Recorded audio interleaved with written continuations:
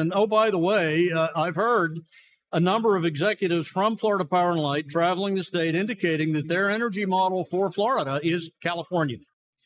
So, David, you talk about energy shortage. We've seen what's happened in California, where the brownouts were happening constantly. And you're thinking, well, we live in Florida. Everything's fine. We're not going to have those problems. Our state is conservative and this and that and everything. But you actually tell a much different story about what's happening with power in Florida. Well, truth be told, RC, we're headed to exactly the same place. And oh, by the way, I've heard a number of executives from Florida Power and Light traveling the state indicating that their energy model for Florida is California. Whoa. Unbelievably. They have said that from their lips. What happened in California over time? Just a quick synopsis. California deemed coal power stations illegal, immoral, unethical, and needed to be ceased about 25 years ago.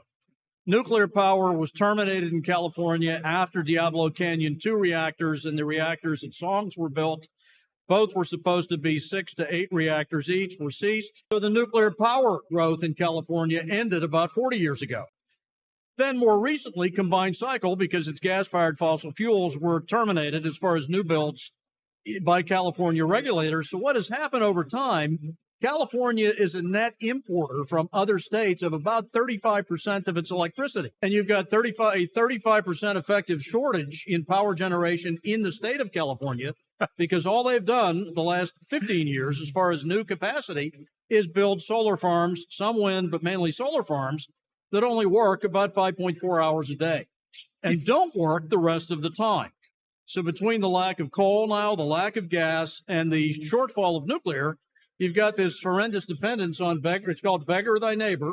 Jeez. Import power from my neighboring states, 35% of their total capacity at cost they have no control of. So California lands in the top 5 states in the country in electricity costs because of the shortage of electricity.